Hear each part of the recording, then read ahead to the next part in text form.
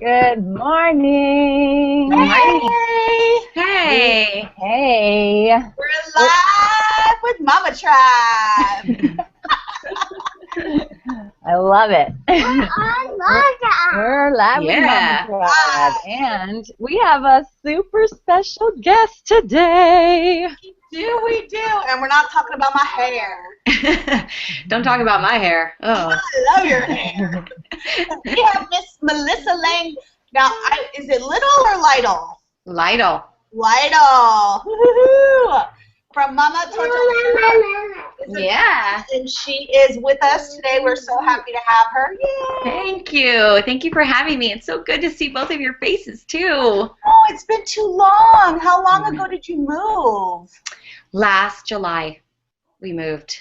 Oh, my God. It doesn't feel like that long because I keep telling people, oh, I just moved a few months ago, and then I start counting on my fingers and realize, we're going to be coming up on a year here pretty soon. I better stop saying that. You're going to run out of fingers.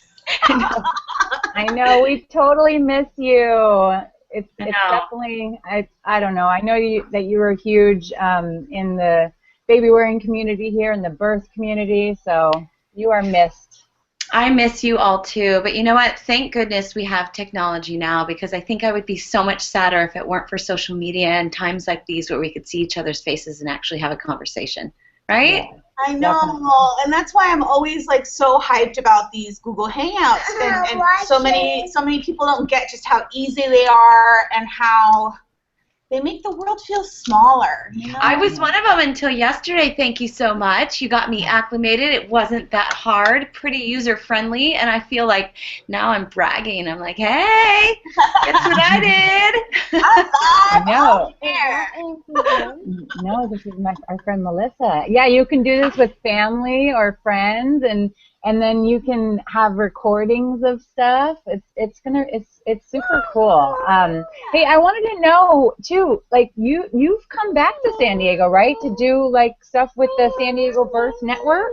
Yes, I came back for the Improving Birth Rally, and it just happened to coincide on the same day as the San Diego Birth Network Red Tent that they have every year, and it's a near and dear event that's super special to my heart. So the fact that it was the same day as the Improving Birth Rally, it was like all things birth and women, and it was an amazing, amazing weekend. That's so cool. I thought that I saw that you came back and you were doing stuff, but I'm like, I don't know if she really came back, but that's so cool.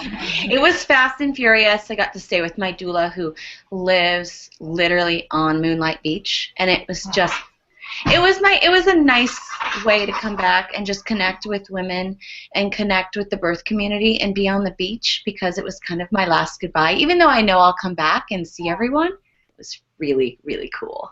Yeah, Moonlight Beach. That's suffering.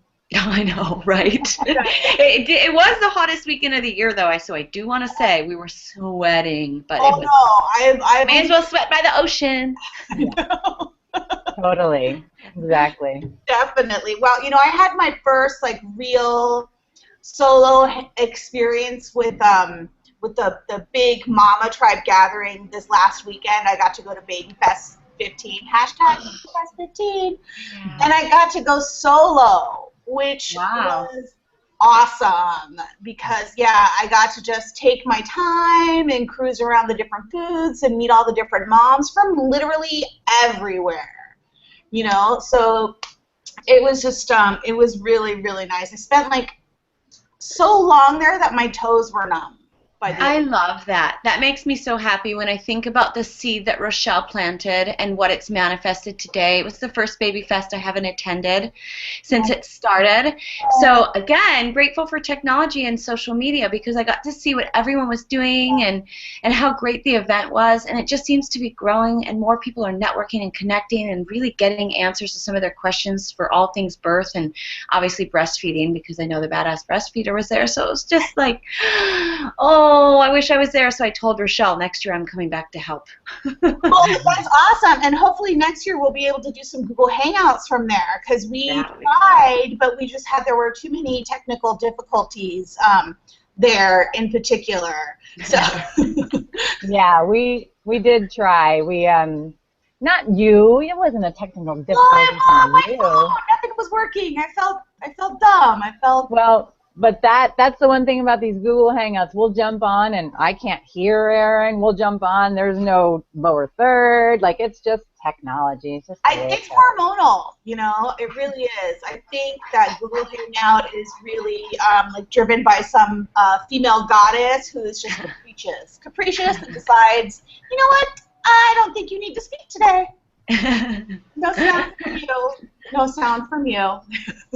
But yeah, it was a really great experience. I got to hear the badass breastfeeder speak, and January from Birth Without Fear, who is freaking hilarious. Isn't she so funny and real and connecting, but yet says it like it is, and then has just the warmest heart? I adore her. Yeah, she was cracking me up. I keep saying she needs to go on a stand-up tour because I was laughing. I was guffawing aloud. I think that's one person who single-handedly really has changed the birth community as a whole. So many women connect with so many of the things that she says, and she's had so many different kinds of births, and she's so raw, and she's so authentic that you can't help but like her, even when you just are like, well, that wasn't my experience, but tell me more. Tell me more, you know. Totally. She was really great. So that would be actually, yeah, that would be awesome too if she did, you know, like something along the line of a comedian stand-up, because birth and everything like motherhood, there's like tons of funny crap in yeah. Oh, literally. There's a line from Baby Mama. I don't know if you guys ever saw it. It was like Tina Fey is like looking at her sister, and her sister's like smelling something. She's like, chocolate or poop? Chocolate or poop? And then she licks it, and Tina Fey looks at her. She's like, what if that would have been poop? She's like, that's called being a mom. You know? I love that movie. That movie was awesome. Oh, cool. Awesome. I say that you never deal with as much shit in your life until you become a mom. Yeah. You know? And then if you happen to have pets, it's like compounded. So I pick up other people's shit, literally other creatures' shit, every single day. And don't let anyone tell you that an aquarium somehow is like less work or easier than a dog or a cat, because they're lying to you. We got an aquarium, and I'm like so stressed out about the fish environment and cleaning the tank, and oh my god, there's a snail and they'll multiply if we don't get them. It's crazy how much work an aquarium is. So you are all warned right now. I know. Jason, my little boy here, he wants a dog, and I'm just like, you know what? I gotta get this mama thing under wraps here before I get a dog. It is like having a baby. The only difference is once they're like trained and acclimated, it is like a little bit more routine. But that first month is like newborn stage all over again. And they really are like toddlers if you get them as puppies. Oh. Yeah, they are. Yesterday was International Puppy Day. Was it yesterday? Oh, that's funny. Funny that I would know that, or funny that it existed? Both. It's always something. Always like, yay, happy day. Oh, hey, so I wanted to tease really quickly that we have the winner up in a little bit for our Moby Go. This is the Moby Go. Cool. That's cool. Yeah, and what's really cool about it is, hey, Em, can you click on me so I'm big, please? Yep. Thank you. So is that it crisscrosses in the back as opposed to just the straight shoulders. So that I found that to be very interesting, and it goes up to 45 pounds. So yay, we have a winner for that, and then we have another prize to give away. So we'll do that in a bit. Awesome. Oh, gee, Mamacita, you're always giving stuff away. I'm trying to. And I have a box. The stack by my front door of boxes that I get from companies with samples for my segment and stuff. It's just getting taller and taller and taller, and I'm like, oh boy, time to start opening boxes. Excellent. Fun. That's a fun job. It is. And like yesterday, we did the Lindsay school. I don't know, Melissa, if Aaron's talked about the Lindsay school at all. I followed it a little bit on I believe it's Facebook, but yeah, that sounds incredible. Yeah, it was so much fun. I got to present yesterday. I'm always pretty much there and kind of interject, but this is like my presentation. So I was a little nervous, but I got to talk about family cloth and mama cloth and menstrual cups, and it was just really, it was cool because they're so inquisitive, and I just think it's so awesome. Like I got some weird faces, and at least I knew they were listening, you know? Yeah. Right, right. True, that's true. But you know what? Some women, the first time they hear about a menstrual cup or even mama cloth, they get weird faces too. So I think that's kind of normal because it hasn't been, I mean, it was the norm for a long, long time, but we got so industrialized on so many levels that we kind of got away from some of the basic ways to take care of our bodies and take care of the earth at the same time. Yeah. So I often, when you talk about it with some women, they're like, what? And same with birth things too, right? But it's like our first time about hearing something, and then when we roll it over in our noggin, we're like, but that makes so much sense. That Totally. seems really practical and utilitarian. Okay, tell me more, you know? Yep, exactly. And that's what, you know, I forgot to, OG, I was going to say to them, you know, this isn't something like new. This is actually, you know, the term on the rag came from way back when you actually had a rag that you used, you know? And So I this almost isn't, said that, but I was like, oh, I think because it's had such a bad connotation, unfortunately, because people have used it in a negative way to describe a woman. But we kind of have to empower ourselves again and remind ourselves that it's not yucky or filthy or dirty or disgusting. It's really a part of a cycle that's really important that women and girls especially are connecting with in a positive way, you know? Yeah, definitely. I was surprised and not surprised at the same time, if that makes sense. One girl in particular, she was like, well, I've never touched my blood. You know, and just for her, and I know growing up in the Mexican culture, it was seen as very dirty, very filthy, you know, so it's a thing of enculturation, and I'm glad that we got to present that to the girls yesterday. It was good. Yeah, it was totally super fun. I've been getting messages from the girls saying, oh, I want to try. I'll try the pads, or I'll try the diapers when I have my baby. Yeah, because we talked about cloth, too. Oh, good. Diapers, have you, like, done a segment or talked to anyone yet? Because there's so many people in the San Diego community that do kind of like those, you know, when the tweens are coming up and they get to talk about womanhood, they go to a gathering with their mom and other women, and it's almost like a mini red tent, but it's not about birth, it's about being a woman. And they call them like pink tents, or like, you know, bringing in the tribe. And I have two people that I could connect you with that do these events that are unbelievable. Oh my gosh, that sounds awesome. Love that. That would be so cool. Like, I wish that we had that when we were younger. That's what I think that's where it stems from, is so many women feel so disconnected from, let's talk about it. It usually happens in birth, and we're disconnected with our birth and our bodies, right? Mm-hmm. And I think it's getting back to when it originally starts. How we talk about it, how we embrace it, that it's something that you need to pay attention to, and that it's important, as opposed to something that we don't talk about that's dirty or yucky. Exactly. And to welcome it and to talk about it. So anyway, it is a really neat thing that's starting to pop up a little more, where moms and daughters and aunts and grandmothers are kind of getting together with the younger generation and really connecting versus disconnecting. You know? Yeah, I actually kind of broached on the subject of that some women use these pads and then they'll extract the blood and then they'll just put it on their, you know, garden or whatever, and that actually, us as women, we're so amazing, and like and everything, you know, this blood is what is the placenta is made of, and we talked about placenta encapsulation or just eating your placenta. Oh my God, they were so like fascinated by that.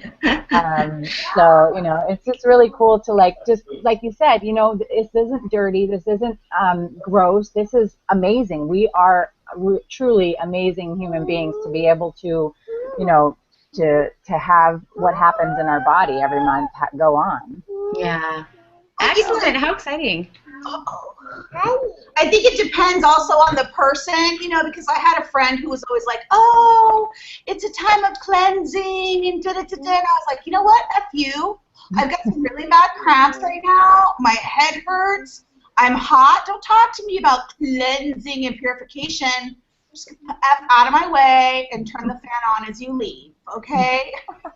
Well, you know what? That's a part of it too, though. How we feel. One of the things that one of the doulas we used to work with, and we had a really great doula circle on this, but she came in and said, "There's a reason you're supposed to stop and slow down. That's the whole point of the red tent. Women used to go and sit, and the reason you feel badly is because we're trying to do 20 million things in our modern life when we're really supposed to be stopping and taking care of our body." And that's a big thing with birth too, is we're not taking care of our bodies. We think at postpartum, like at 1.5 weeks, I got to be up and vacuuming and wearing my baby and doing 20 million things, and it's like no. Yeah. And same with every month. You really kind of need to sit, chill out. I do have a headache. I do feel kind of crummy.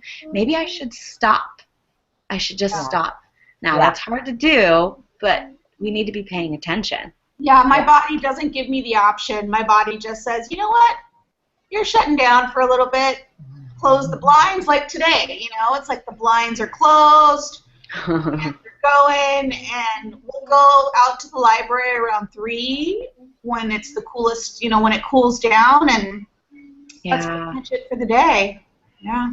So, Melissa, I wanted to, because I know that, like we were talking about earlier, about you being really huge in the baby wearing and birth community down here. So, you're up in Seattle now, and I know that you are, you've got Milo there, who's I think he's nursing, right? He is. Cool. So probably not so much the the dueling, but you're doing lots of baby wearing. So are you like leading meetings, or what are you doing? So right now, I was working toward like a certification when I was in San Diego, and I needed to start over because Baby Wearing International is who runs the group specifically here in Seattle, where it really wasn't like that in San Diego. It was kind of compartmentalized into different groups. And I think San Diego is a really huge baby wearing community in general, that you can do that and have specific groups, but Seattle's not the same way. However, many mamas baby wear up here. And Baby Wearing International is who kind of has a specific group. So right now I'm certifying to become a baby wearing educator. So I'm working on making sure I know all of the carries. And it's not just knowing all of the carries, because that's one thing, but how to teach it when you're looking at someone who's facing another direction.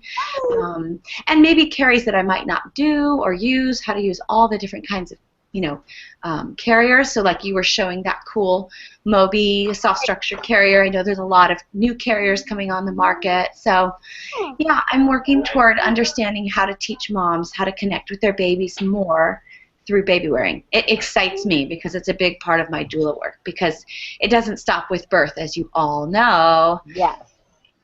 Totally, and like I think we were talking about right before the show started, that 4th trimester and how baby wearing, even if you're a veteran baby wearer, getting together with those moms, being able to connect, and if you even know how to do all the carries, just getting together, like being around each other, and socializing, getting out of the house, whatever you need to do, but just getting with other mamas. I mean, that can help in so many different ways. Oh my gosh, relating. I like the Google Hangouts, because particularly in that fourth trimester, so many women are housebound. Exactly, which is why I say come to a baby wearing meeting before you have your baby, because trying to learn some of these carries when you're by yourself and postpartum and kind of overwhelmed if it's your first time breastfeeding or it's not an easy cake ride, and what kinds of things happen.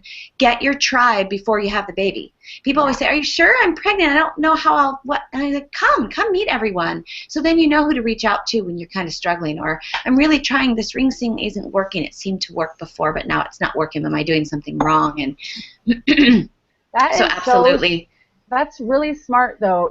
When I was going to baby wearing meetings when Jay was really young, I would see these pregnant moms, and I'm like, gosh, they're so smart, like to come and just be around everything. And because honestly, I mean, my midwife told me, I birthed with Vicky and Nicole, and Nicole, I remember her sitting on the edge of my bed and saying, there's women and there's tribes out there who they don't leave their house for 28 days, and they stay in. So you're right. It's like it's one of those things where if you're I didn't make it to my first baby wearing meeting until Jay was like 3 months old. So I was on my own baby wearing. I'm kind of like, you know, and on one end, I get why a lot of moms get out and think they need to get out, especially first-time moms.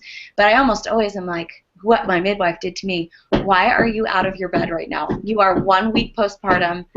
Let's do, and now that I know something like this Google Hangout, that's a really great way. Usually what we'll do is like FaceTime or something like this, but this is a great way to maybe get a community together or a group together. But postpartum moms should not be in a meeting at 1 or 2 weeks postpartum. So that's why it's great to come first and learn a lot of this this skill set, so to speak, before. Yeah. So when you, excuse me, when you,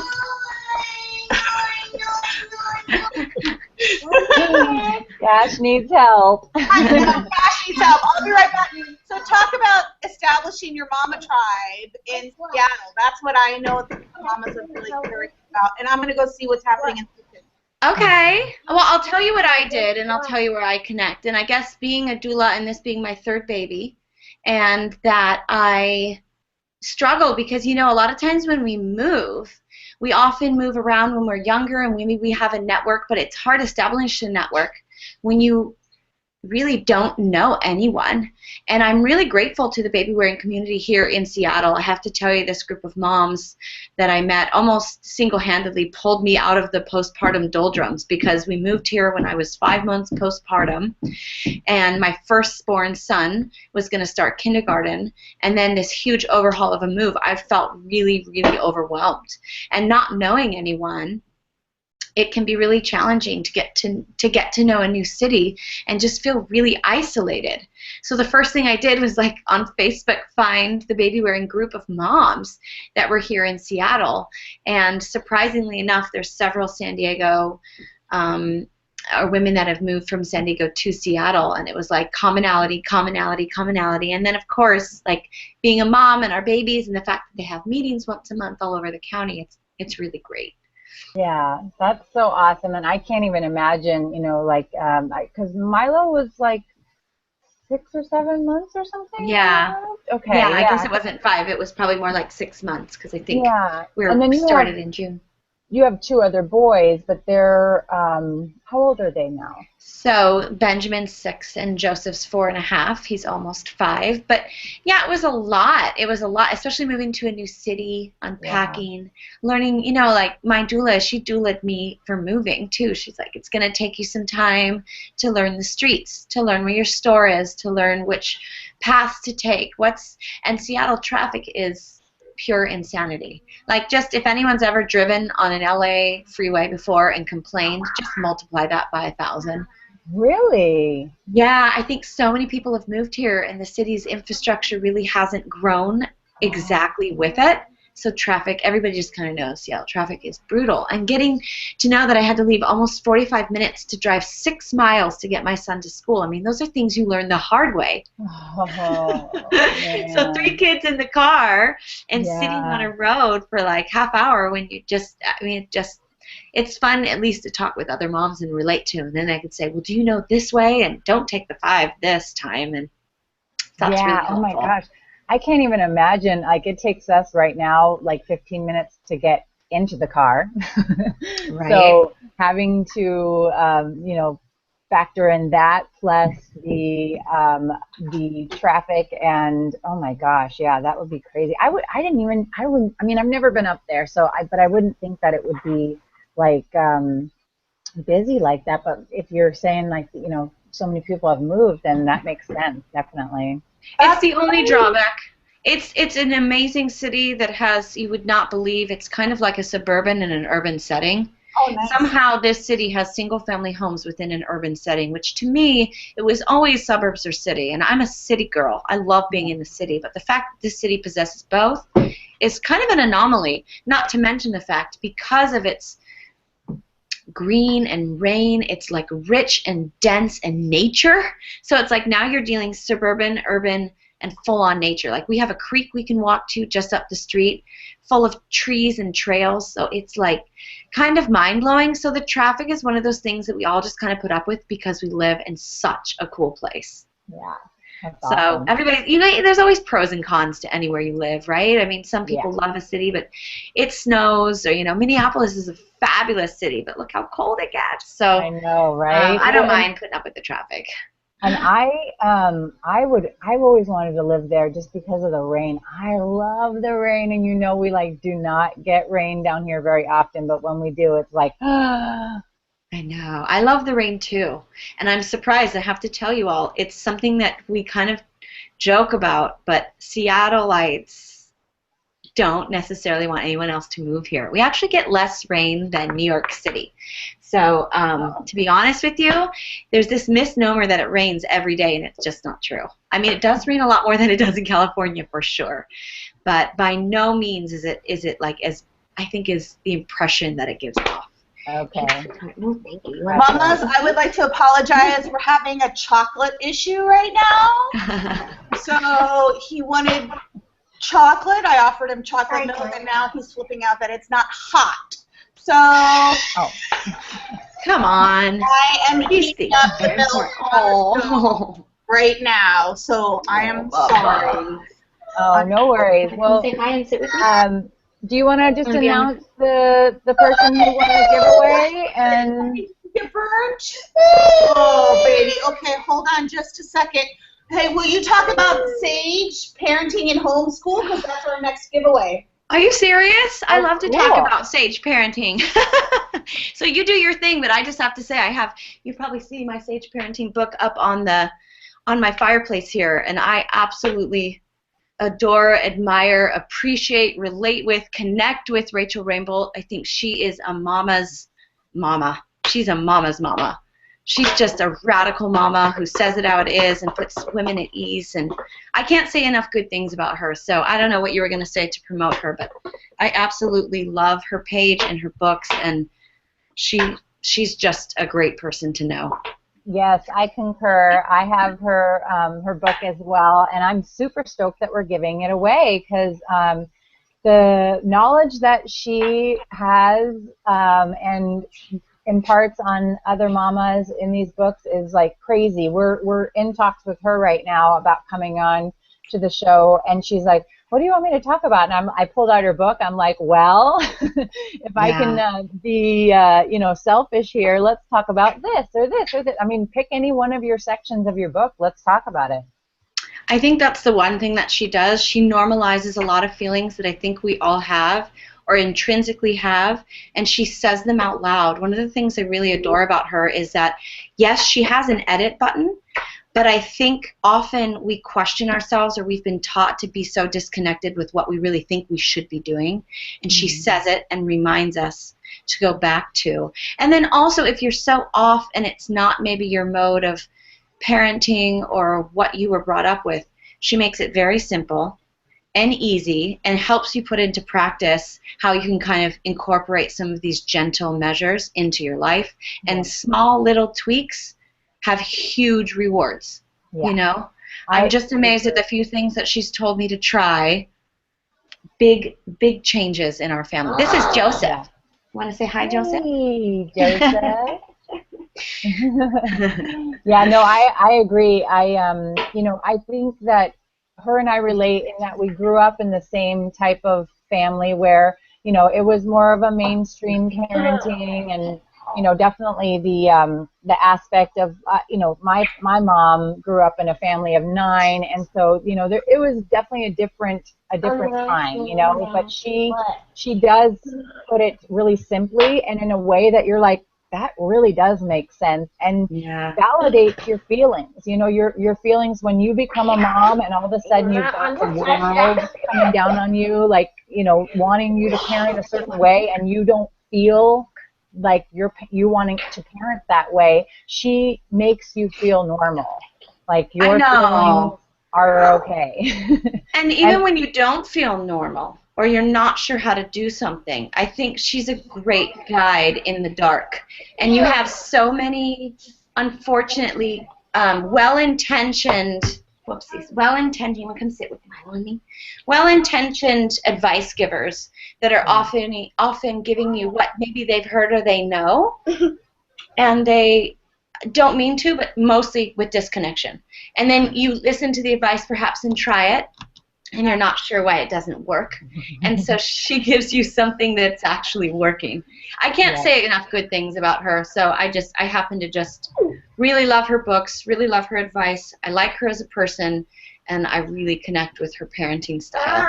And she's really personally helped me, you know? Yeah, yeah. I met her first when she had to deal with the San Diego City School nursing in public harassment. And I was just amazed at how eloquently she spoke being put in that position, because I would have probably had a lot of profanity going on. I know. She really held her cool. No, thank you, Joseph. If you want to come sit with me, you can. But let's not wave your hand. I really think, I told her, I said, you are the perfect person for that to happen to. And it probably doesn't feel like that. But the way you held yourself and what you said and how you spoke was so encouraging to so many moms that she single-handedly brought light and attention to something that I think we all either take for granted or get swept under the rug.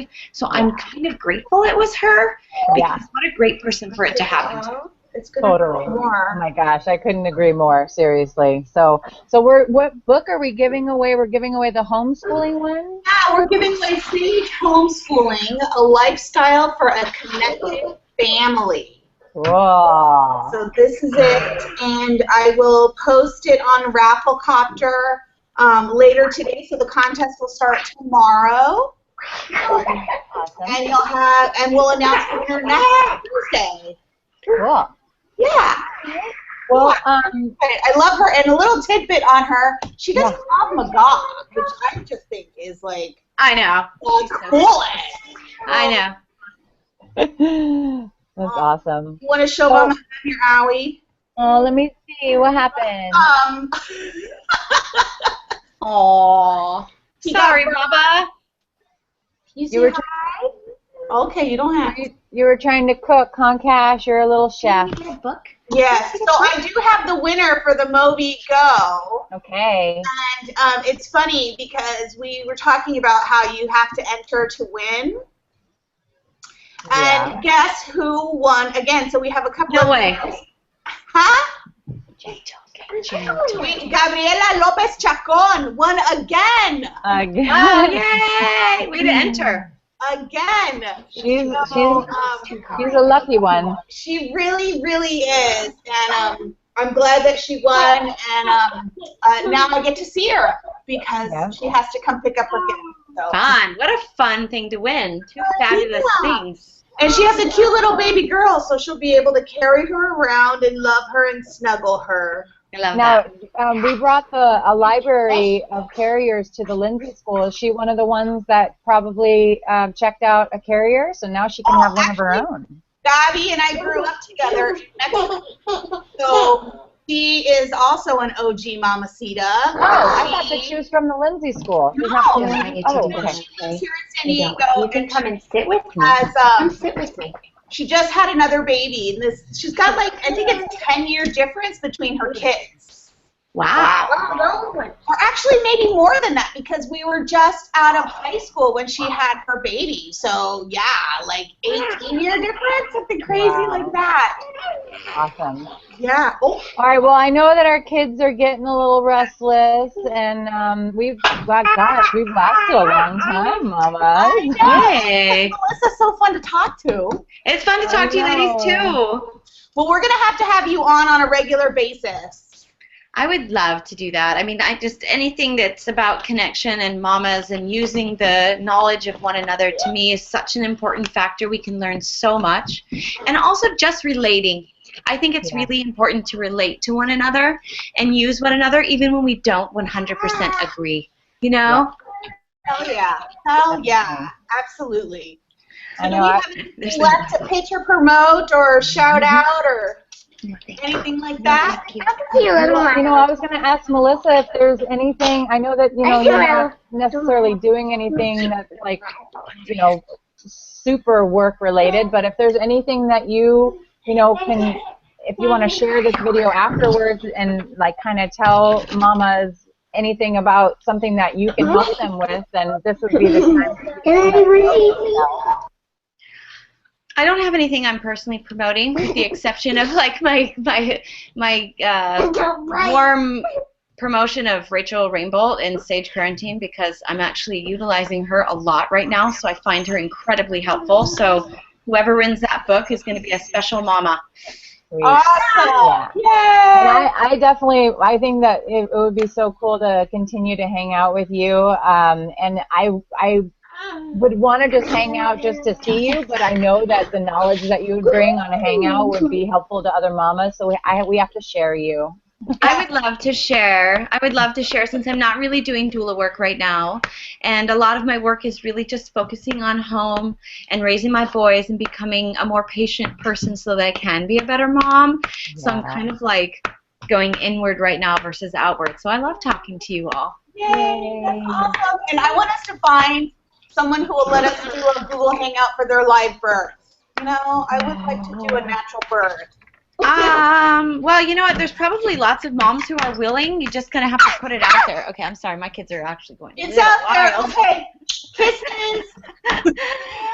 Love you, ladies. So good to see you. Love you. See you all next Friday. Look for us on Gmail, on Google Plus, Facebook. Send us your questions. If you want to, if anybody out there wants to nominate someone for a Rockstar Mama shout out, let us know. If somebody is doing great stuff, tell us about it. Table? Okay. Tell us about it. Okay. All the way on the table. Okay. Thank you, ladies. I'm going to stop the broadcast. I appreciate you. This is my reality. See? Wait a minute. Oh, there we go. All right, I'm going to end it on that note. Okay.